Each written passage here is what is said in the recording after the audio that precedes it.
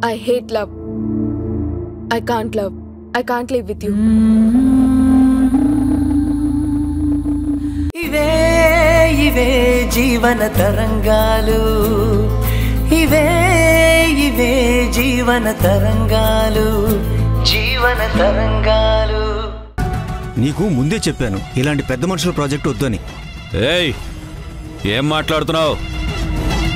నోరు అదుపులో పెట్టుకో. ఇది నా ఇల్లు, నా ఇలాకా. అయితే ఏంటి సార్ నోరు అదుపులో పెట్టుకోమంటున్నారు? ఏం చేస్తారు? ఏం చేస్తానా? గోడ పునాదుల్లో కలిపేస్తా. నా సైట్ ఉంటేనే మీరు గీసిన గీతలు బిల్డింగులు అయ్యేది, లేకపోతే అవి ఎందుకు పనికిరాని పిచ్చి గీతలు అయ్యేవి. మర్యాదగా మాట్లాడండి సార్. ఏయ్ లే లే. మిమ్మల్ని కూర్చోబెట్టి మాట్లాడుతుంటే మీరు నేను సమానం అనుకుంటున్నారు.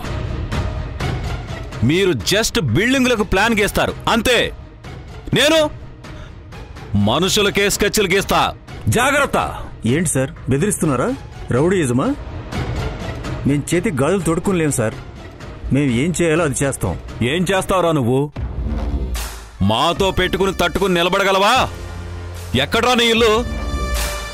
జోజో అయ్యా, ఈ అడ్రస్ తీసుకో. రౌడీయిజం ఎలా ఉంటుందో చూపిద్దాం.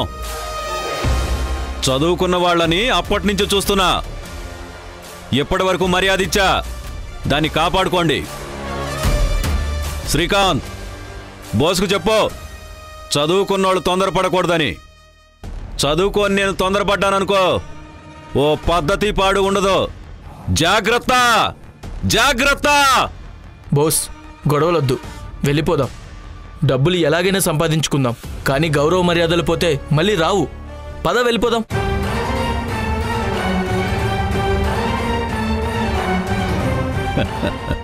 జోజో పాపం చదువుకున్న వాళ్ళు కదా, వాళ్ళకి రెస్పెక్ట్ ఎక్కువ. గట్టిగా మాట్లాడేసరికి ఎలా వెళ్ళిపోతున్నారో చూడు. జోజో పేపర్ అందుకో. తీసుకోండి అయ్యా. నీకు కాఫీ తాగాలనిపిస్తుంది కదా? అవునయ్యా. మన ఇద్దరికి కాఫీ చెప్పోయా? అలాగేనయ్యా.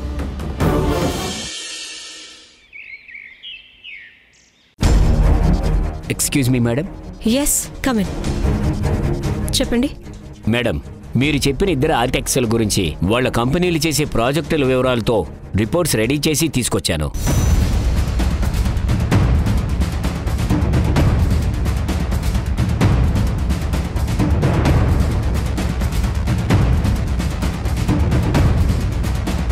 Good job. ఆ కంపెనీ ఆఫీస్ స్పేస్ ఎలా ఉంది? పెద్దగా ఉందా, చిన్నగా ఉందా? లేదు మేడం, బిజినెస్ లొకాలిటీ 10/10 ఉంది. అంత పెద్ద కేసు అనిపించలేదు. బిల్డింగ్ లో బ్లాక్లు దూరంగా ఉన్నాయా? లేదు మేడం. ఒక్కరే సూపర్వైజ్ చేయొచ్చా? చేయొచ్చు మేడం. సరే అయితే వేరే ఆఫీస్ నుండి ఇన్స్పెక్టర్స్ ని పిలిపిస్తాను. మీకు 4 ఇస్తాను. మార్నింగ్ 11కి ఆఫీస్ నుంచి బయలుదేరాలి. 11:30కి ఇన్స్పెక్షన్ స్టార్ట్ చేయాలి. Okay madam. ఇంకో 2 కంపెనీలు సత్యంకి అలాట్ చేస్తాను. మిగతా 2 కంపెనీలకు నేనే స్వయంగా రైడ్కి వెళ్తాను. ఈజీగా హ్యాండిల్ చేయొచ్చు. హ్యాండిల్ చేయొచ్చు మేడం.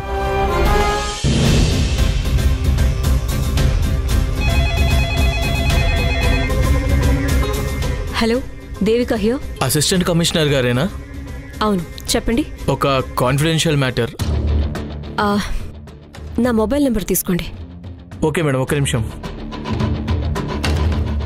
చెప్పండి మేడం. 9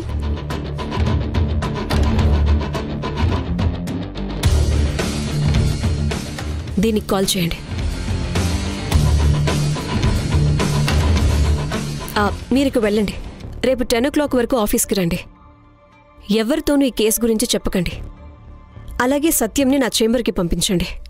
అలాగే మేడం.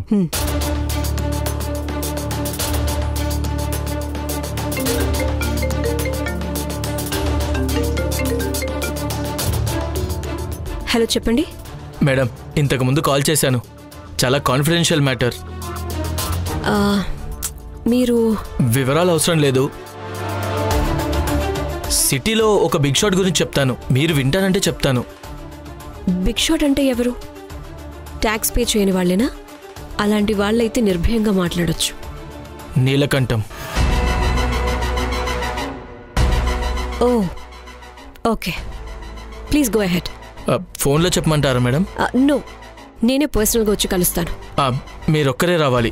నేను ఇంకొకరు వస్తారు, నాతో పాటు ఇన్స్పెక్టర్ కూడా వస్తారు. ప్రభాకర్ అయితే వద్దు.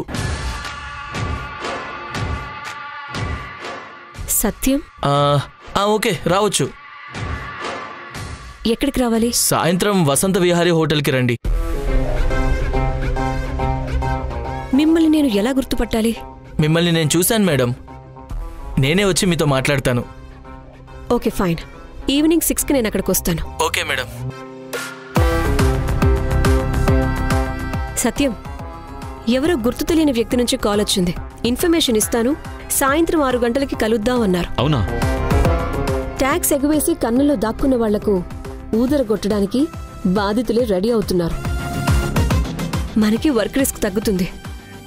మన ఇన్వెస్టిగేషన్పై ఫోకస్ చేయడం కంటే పబ్లిక్ ఇచ్చే ఇన్ఫర్మేషన్ను ప్రాపర్గా యూజ్ చేసుకుంటే సరిపోతుంది. పాపం, ఈ డబ్బున్న వాళ్ళ వీక్నెస్ ఏంటంటే డబ్బుతో ఏదైనా కొనొచ్చు అనుకుంటారు, కానీ బాధితుడి బాధను కొనలేరు. అలా బాధితులు లేకుండా బలిసిన డబ్బున్నోళ్లు చాలా తక్కువ. ఏమంటావు సత్యం? మీరు చెప్పేది 100% కరెక్ట్ మేడం. కడుపు నింపి కవర్ చేస్తే బాధితులు బయటకు రారు, కానీ అలా చేస్తే అక్రమ లాభాలు ఉండవు. అందుకే జేబులు నింపి నిజాన్ని దాచిపెట్టాలని చూస్తారు. కానీ జేబులు ఖాళీ అయిన తరువాత ఆటోమేటిక్గా ఇలా నిజాలు తన్నుకుని బయటకొస్తాయి.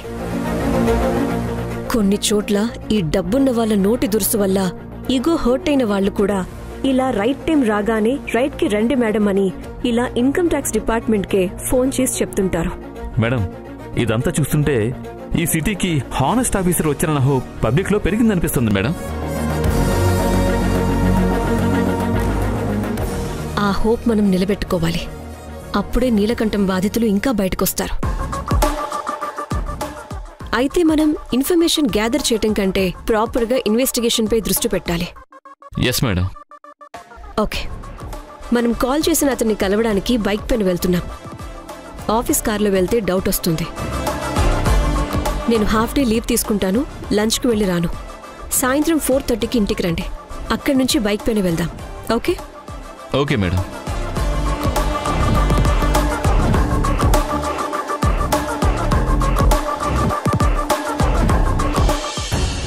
మేడం, నా పేరు బోస్. ఆర్కిటెక్ట్ అసోసియేషన్ అండ్ కంపెనీలో పార్ట్నర్ కమ్ ఎంప్లాయీని. ఓకే, మీరు వచ్చిన పర్పస్ ఏంటో చెప్పండి. నీలకంఠం కట్టిస్తున్న నర్సింగ్ హోమ్కి మేమే ఆర్కిటెక్ట్ వర్క్ చేస్తున్నాం మేడం.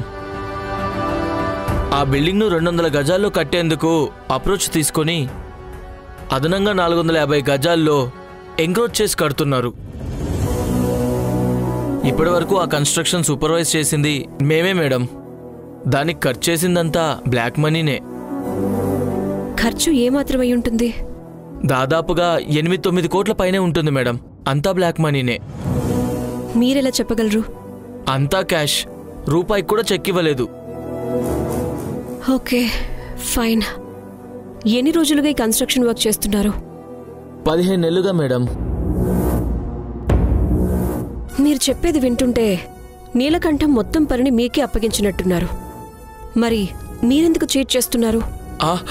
అయ్యయ్యో, అందులో చీటింగ్ ఏముంది? అతను గవర్నమెంట్ను మోసం చేస్తున్నాడు. అందుకే చెప్పడానికి మీ దగ్గరికి వచ్చాను.